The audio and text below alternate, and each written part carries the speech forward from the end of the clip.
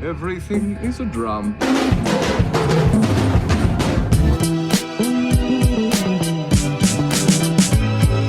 Hey!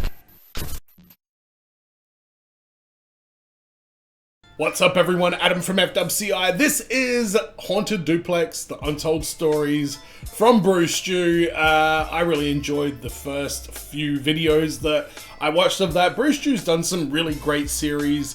13 O'Clock News, I think, is one that is definitely worth a watch. I reacted to all of those in one video, I'm pretty sure, and it was absolute delight. So I know the story in the Haunted Duplex, all of the stories, and they're actually genuinely unsettling. So I'm here for more Haunted Duplex stories, and if you do like your Halloween-themed stuff, I just reacted to every single episode of The Simpsons Treehouse of Horror on my channel throughout the month of October, all the way up to number 33. I'll do 34 when it comes out, like, next week.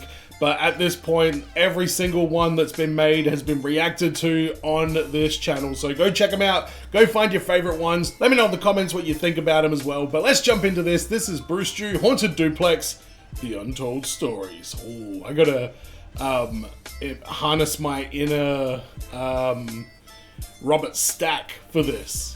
It's time to visit Brew Stew, Haunted Duplex, The Untold Stories. Now, for those of you that don't know, years ago, me and my friend Brewer lived in what we thought was a haunted house. Or I'm sorry, not a haunted house, a haunted duplex. It was a haunted half of a house, if you will. Was the other half haunted? Whole sub-series on all the paranormal experiences that we encounter. But with that That's supposed to be me? Very funny. to us because, well, the series was already 3 episodes long. What is this, the Lord of the Rings? How many episodes can I make about a spooky duplex, for Christ's sake? But since it's been a while, and, you know, Halloween... By the way, between you, me, and the light post, Lord of the Rings might be coming on the channel very soon. I'd like to talk about some of the Untold Stories of the Haunted Duplex. Now, of course, all this haunted happy horseshit started when me and my friends decided to fuck around with a Ouija board, which may or may not have invited a demon ghost into our household. And ever since then, bizarre shit just started happening to us left and right. And one of the first things that started to happen, one of these untold stories, if you will, was what I like to call The Disappearing Goose Figurines. Ha!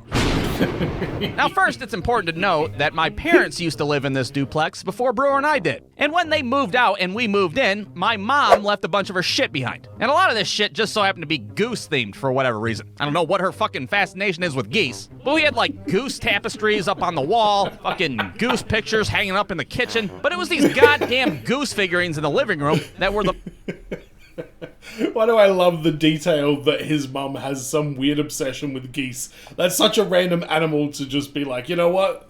Geese. That's the theme we're going for in this house. most peculiar, because every so often I'd come home from work and one of them would be missing from the shelf. Now, where the hell would these little goose figurines go? Well, I'd find them in random ass places all throughout the house. I'd find them sitting on the kitchen counter. I'd find them underneath the couch. Hell, sometimes I'd find them Who is fucking with the geese figurines? just Brewer screwing with me. And why does your name tag say Javier?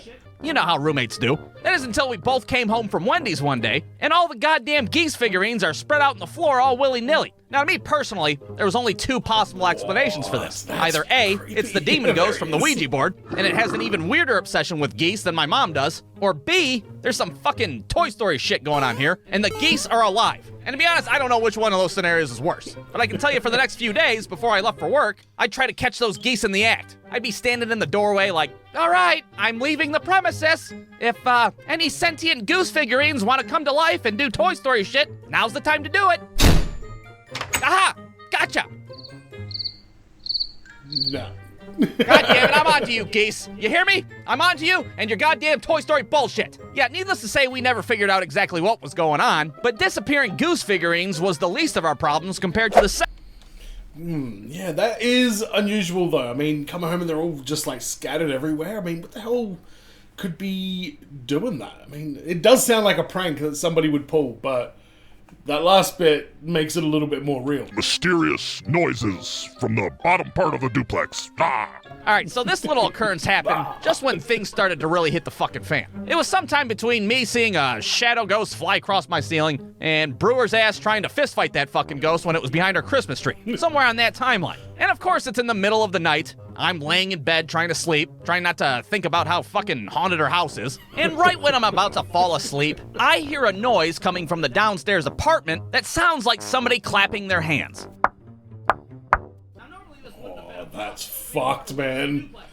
You're gonna hear your downstairs neighbor from time to time. And if his ass wanted to give a round of applause at 2 o'clock in the morning for some arbitrary reason, well, it wasn't gonna be a big deal. But what was a big deal was that his ass had moved out of the duplex months ago. So if nobody's living in the downstairs apartment, who the hell is playing patty cake down there? So I crawl down on my hands and knees. Ringo, what are you doing there? And sure as shit, I can hear somebody clapping down there like they're at a fucking high school pep rally.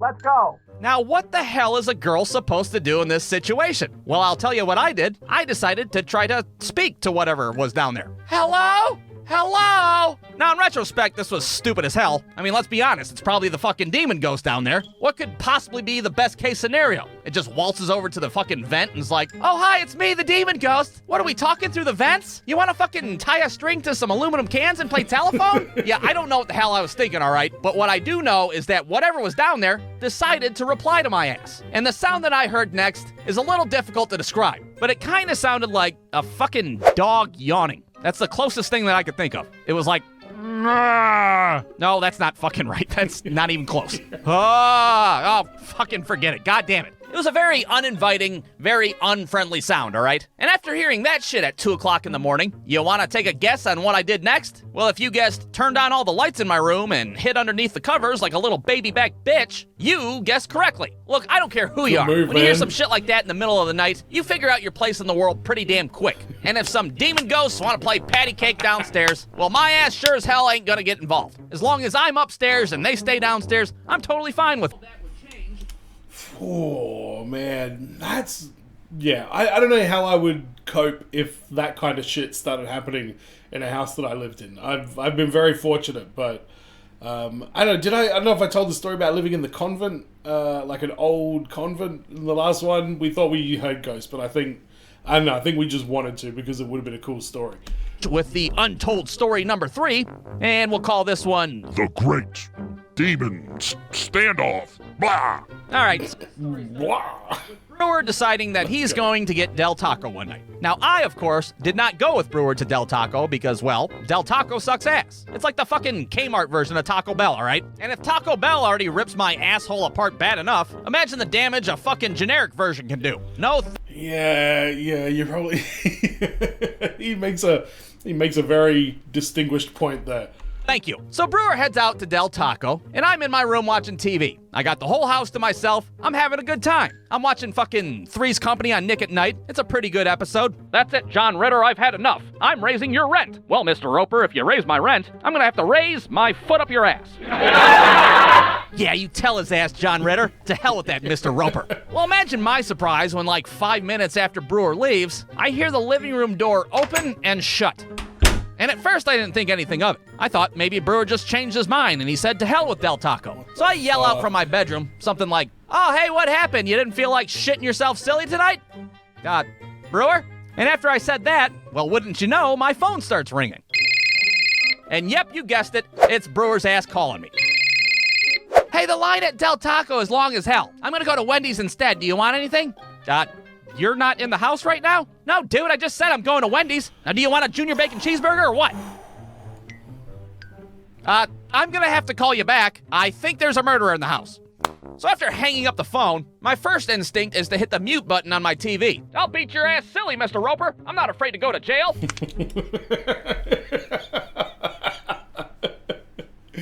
Oh, man. I've got a bamboo stick for this exact kind of situation. It's this, like, long, very, very solid bamboo stick. It doesn't weigh anything, and that's my lifeline if I'm in this situation. And as soon as I do that, I hear footsteps walking down the hallway that stop right outside of my bedroom door. Now, I know some of you are sitting there watching this skeptical as fuck. And look, I get it. I don't care if you believe... I'm not skeptical at all. I believe every fucking word of this. believe in Ouija boards or demon ghosts or fucking Patrick Swayze. All I'm saying is that I heard these goddamn footsteps, all right? I'm not bullshitting ya. I was a Cub Scout as a kid, for Christ's sake. I took an oath of no bullshitting. It's the Scout motto. Now, most people have a fight or flight reaction when they're faced with a high-stress situation. Well, not my ass, because I sat there frozen as fuck for like 14 minutes straight. I don't know what the hell's on the other side of that door. That's called freeze. Is it an axe murderer? Is it a fucking crackhead with a sickle? I don't know what the hell it is. Well, eventually my brain kicks in and is like, hey, you stupid idiot, you gotta do something. You are missing the ending of Three's Company, for Christ's sake. Get a hold of yourself. So I approach my bedroom door, armed with nothing but my Magnavox TV remote. I'm trying to make my peace with God. My heart's beating fast as hell. Somewhere, Brewer's in a fucking Wendy's drive-thru, not giving a shit about anything. I rip open the door, and to my surprise, there's a fucking goose figurine in the hallway. What the? Ah, it's just a goddamn Toy Story goose? And you might be sitting there watching this like, come on, a fucking goose? How anticlimactic. Well, listen here, you piece of shit. It was still freaky Anticlimactic. After the beginning of this thing here, that's fucking horrifying. as hell. After hearing those footsteps, I wouldn't have been surprised if that goose figurine came to life and was like, I am the devil. Prepare to die. Blah! So, with all that being said, those are my untold stories of the haunted duplex. And if there's any lesson to be learned here, well, I think it should be, don't tempt the devil with a fucking board game. Thanks for watching, everybody. Have a good fucking Halloween. I genuinely found most of those stories actually pretty unsettling.